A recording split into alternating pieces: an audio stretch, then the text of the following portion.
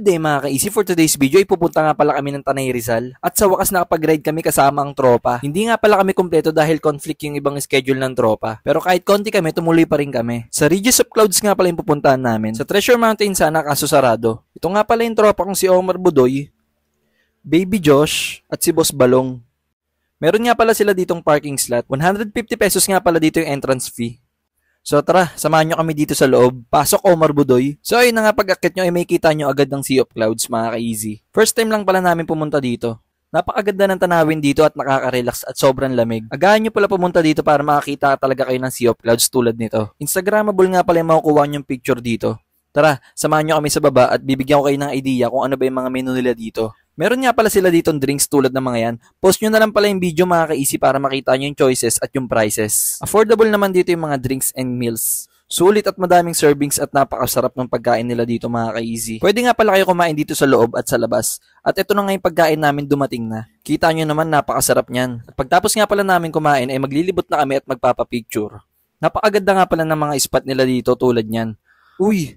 Sayang munti ka na lang maging kwento yung tropa. At hindi lang yan, syempre meron pa ditong baba mga ka-easy. Pagbaba nyo, meron pala ditong spot na pwede nyong kuhaan ng magagandang picture. Tulad nyan. Pwede rin pala kayo dito mag-group photo sa spot na yan. Ang ganda ng view dito mga ka-easy pang Instagram. At syempre, bababa pa kami para magpa-picture. Parang napaka-solid, parang F4.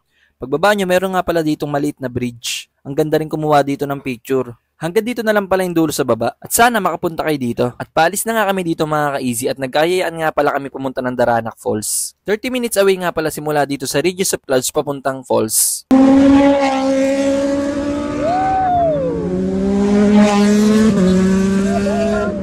At ayun na nga mga ka-easy, malapit na nga pala kami sa Daranac Falls. At nandito na nga kami sa Daranac Falls, 20 pesos nga pala dito yung parking fee.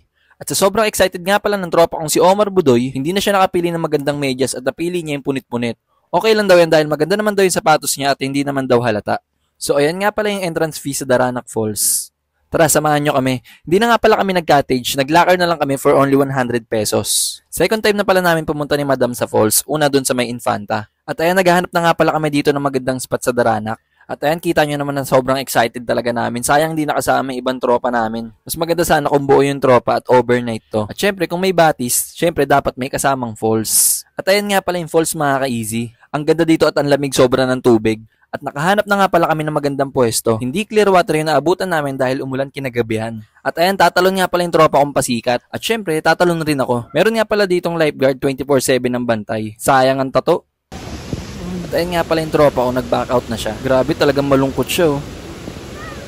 At syempre, swimming muna at sobrang nakaka-relax dito. Yung tipong galing ka sa rides tapos magko-cool down lahat ng muscle mo. Sana next time na rides namin ay kumpleto na kami ng buong tropa. At kung umabot ka sa dulo ng video ito, maraming salamat sa panonood. Please like, share, and subscribe to our Facebook page and YouTube channel. See you on our next vlog. Peace!